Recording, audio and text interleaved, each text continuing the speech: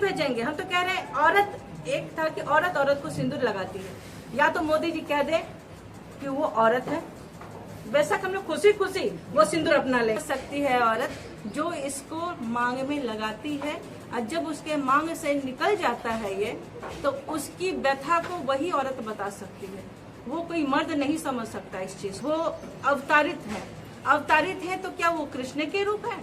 वो अगर ये सिंदूर जितने भी बीजेपी के जो लीडर हैं उनकी पत्नी के लिए, उनकी बेटी के लिए, उनकी पोती के लिए, जो भी महिलाएं उनके घर में हैं, उन्हें तो मुझे लग रहा है कि दिमागी तौर पे वो थोड़े से हिल चुके हैं, जैसे नीतीश जी हो गए हैं। वो सिंदूर नोचने वाले हैं, सिंदूर का को संभालने वाले नहीं है। वो कहते बीजेपी के वो लीडर पे 509 के तहत, सेक्शन के तहत उन पे केस किया जाए।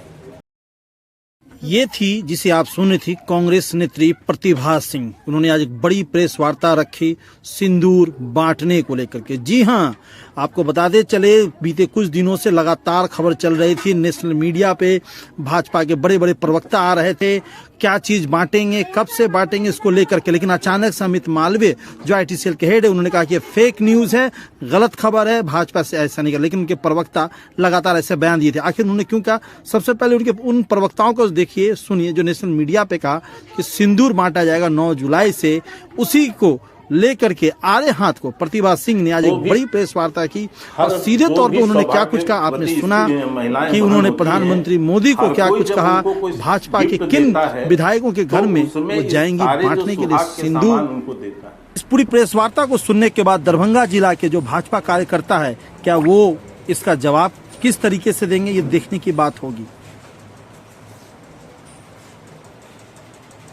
आप सबका धन्यवाद कि आपने इतने कम समय पर आप लोग हमारे सहयोग करने के लिए यहाँ आए हैं।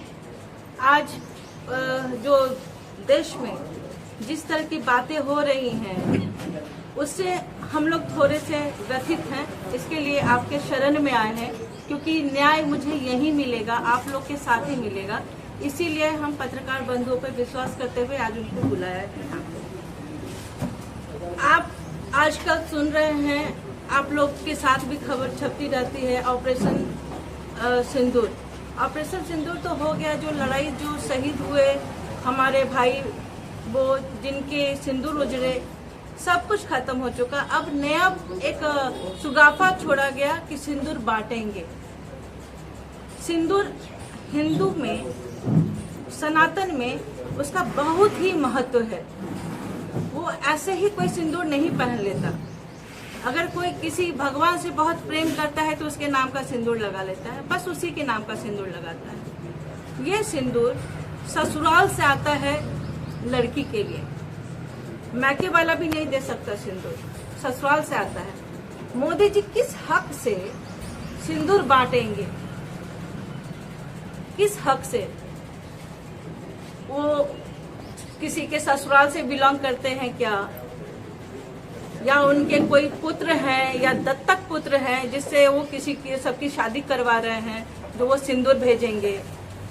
अगर भेजना ही है तो आप गहना भेज सकते हैं। आप राखी में, रक्षाबंधन है, भाई दूज आता है, या हरितालिका तीज होता है, आप सोने का भेजिए, जेवर भेज दीजिए, कान का भेज दीजिए, नाक का भेज दीजिए, गले का भेज दीजिए, हीरा भेज दीजिए। लेकिन ये चुटकी भर सिंदूर बहुत अमूल्य है। ये वही समझ सकती है औरत जो इसको मांग में लगाती है, और जब उसके मांग से निकल जाता है ये, तो उसकी व्यथा को वही औरत बता सकती है। वो कोई मर्द नहीं समझ सकता इस चीज को। वो कहते हैं कि उनके रग रग में सिंदूर बह रहा है। तो एक तो वो बायोलॉजिकल अपने आप को समझते नहीं है कि वो बायोलॉजिकल है ही नहीं, वो अवतारित है। अवतारित है तो क्या वो कृष्ण के रूप है? अगर कृष्ण के रूप है तो कृष्ण जी ने भी कभी किसी को सिंदूर नहीं भेंट किया था।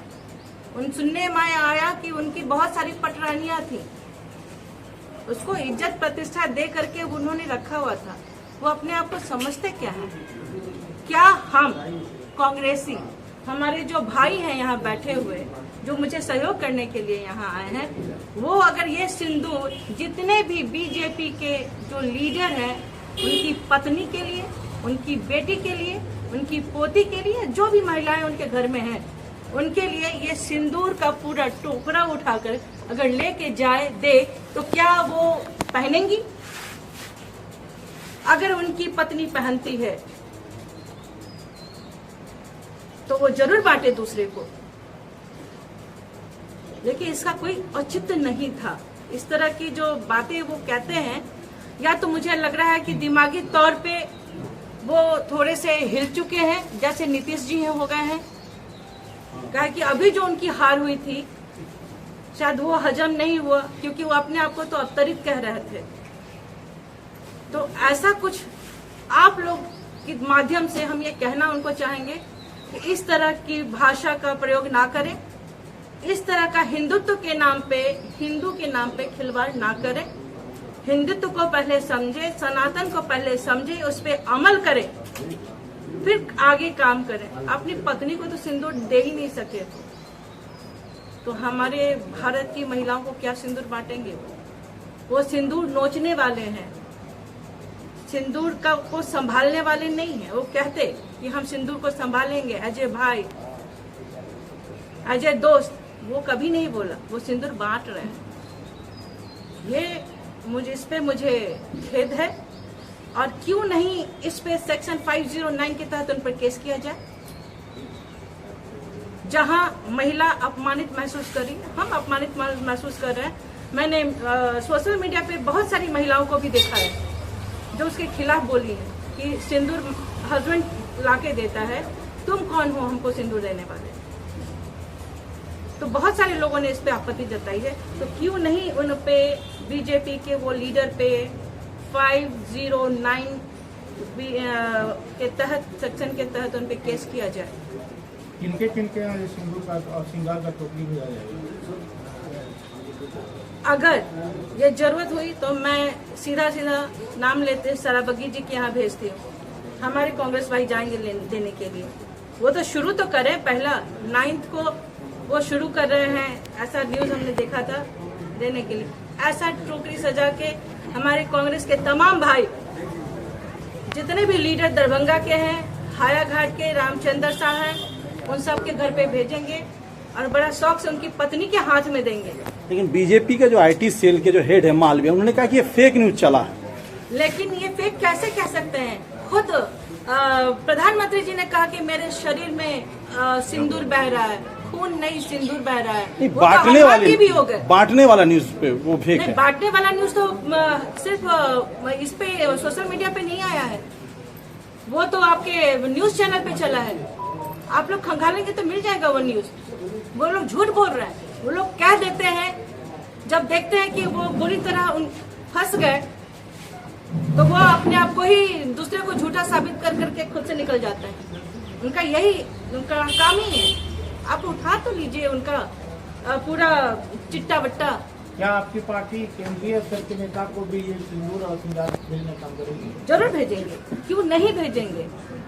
जब हम निम्न स्तर पे, नीचे हम लोग जिला स्तर पे कर सकते हैं, प्रखंड स्तर पे कर सकते हैं, तो ऊपर क्यों नहीं? चूड़ियां भेजेंगे उनको, उनके लिए चुन्नी भेजेंगे। हम तो कह रहे हैं, औरत, एक था कि औरत को सिंदूर लगाती है, या तो मोदी जी कह दे कि वो औरत है, बेशक हम लोग खुशी खुशी वो सिंदूर अपना लेंगे और हम खुशी खुशी चुन्नी, साड़ी, लहंगा, जितना भी श्रृंगार का सामान होता है सब हम लोग मोदी जी को पेश करेंगे और साथ में गहना भी देंगे। वो तो सिर्फ सिंदूर हमको दे रहे हैं, वो अपने आप को सिर्फ एक बार कह दें हम एक औरत है और औरत ही औरत को सिंदूर लगाती है, देती है, तो हम उस हक से हम सिंदूर देते हैं।